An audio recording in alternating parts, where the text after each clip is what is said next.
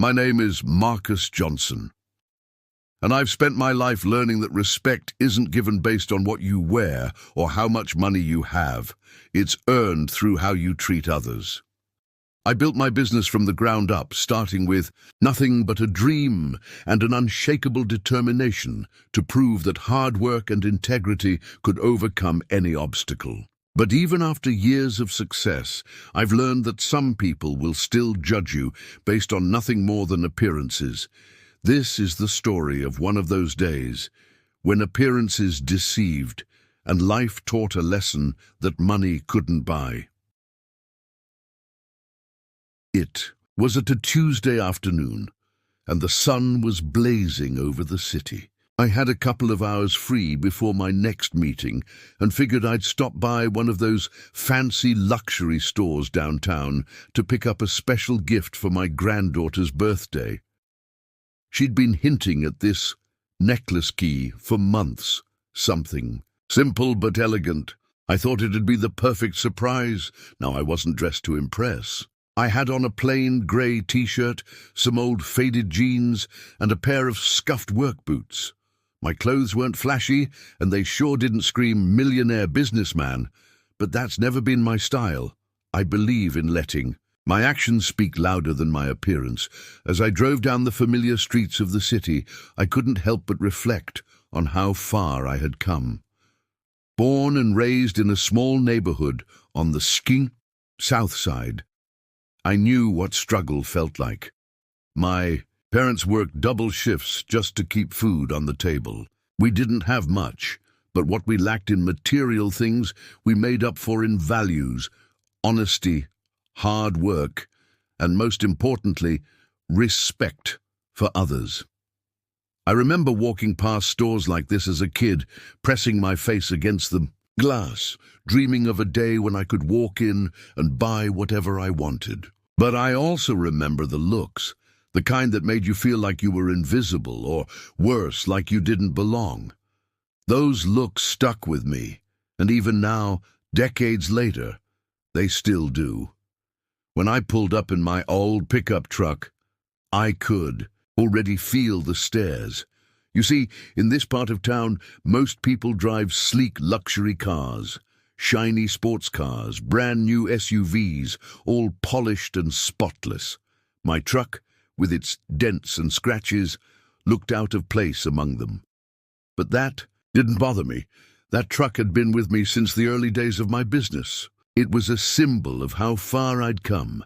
I stepped out, locked the door, and headed toward the store. As soon as I walked in, I felt it. That atmosphere. The kind where people glance your way, their eyes flicking over your clothes, your shoes, your skin, making quick judgments. I've been through it all before. It doesn't faze me anymore, but it's always there.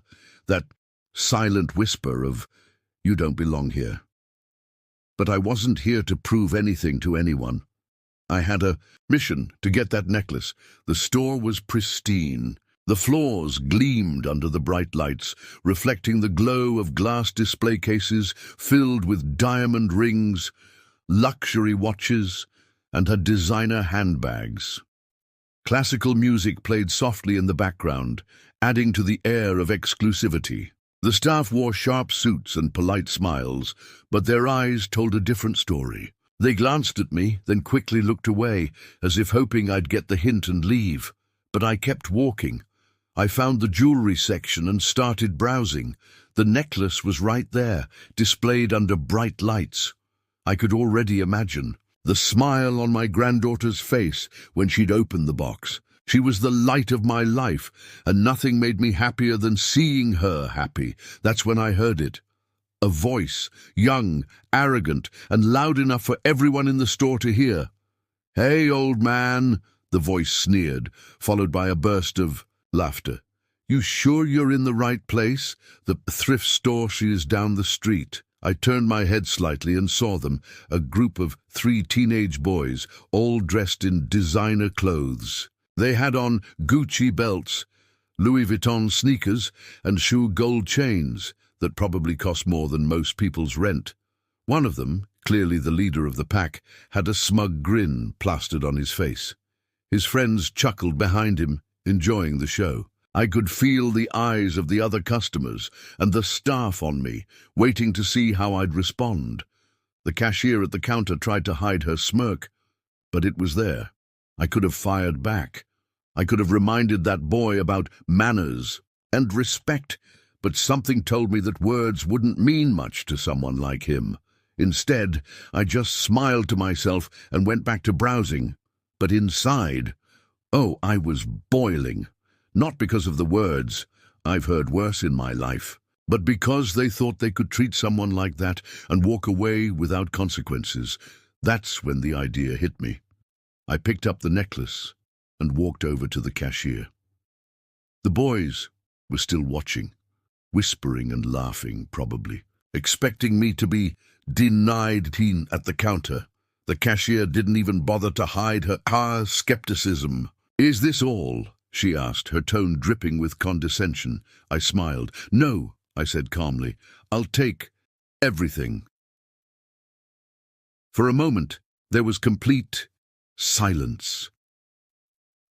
The cashier blinked, unsure if she'd heard me right. "Excuse me," she stammered. "I said I'll take everything in the store," I repeated, pulling out my black platinum credit card and placing it on the counter. You should have seen their faces. The teenage boy's jaw practically hit the floor. His friends stopped laughing, their smug expressions melting into shock. The cashier's eyes widened and the store manager hurried over, thinking there must be some kind of mistake. "Sir," the manager said nervously, "are you sure?" "I'm sure," I replied, my voice steady and calm. "Pack it all up." The entire store was frozen, watching as the cashiers scrambled to process the Seaweed's massive purchase. The teenage boy tried to recover, plastering on a fake smile as he approached me. "Hey, man, we were just joking around," he said, his voice shaky. "No hard feelings, right?" I turned to him, looking him straight in the eyes. "You know," I said quietly, "it's not about what you wear or how much money you have. It's about how you treat people. And today, you showed everyone exactly who you are." He didn't have a response. He just stood there, his face flushed with embarrassment, as the cashiers continued ringing up the items. The manager handed me the receipt, his hands trembling slightly. I could see the realization in his eyes that he'd misjudged me, just like the rest of them. I gathered my things, turned back to the boy and his friends one last time, and gave them a small, knowing smile. "Next time," I said, "think twice before you judge someone by how they look. You never know who you're talking to." And with that, I walked out of the store, leaving behind a room full of stunned faces and a lesson they'd never forget. But the story didn't end there. As I loaded the Marta bags of dice into my truck, the store manager rushed out, breathless and flustered. "Sir," he called out, "I just wanted to apologize. We misjudged you. If there's anything we can do to make this right." I paused for a moment, then smiled. "You've already done enough," I said. "But here's what you can do. Treat the next person who walks in here with the respect they deserve, no matter what they look like." He nodded, his face flushed with shame. I didn't need to keep the items. In fact, I donated most of them to a local charity the very next day. But that moment wasn't about the stuff. It was about showing that respect isn't something you can buy. It's something you earn, and everyone deserves it. A few weeks later, I received a letter at my office. It was from the teenage boy. In the letter, he apologized for his behavior that day. He admitted that he'd never thought about how his words could hurt someone, and he thanked me for teaching him a lesson he'd never forget. He said that moment changed the way he saw people, and he was working on becoming a better person. Sometimes, the best way to teach someone a lesson isn't with anger or revenge. It's with dignity and a reminder that respect goes a long way, and that, my friends, is something money can't buy.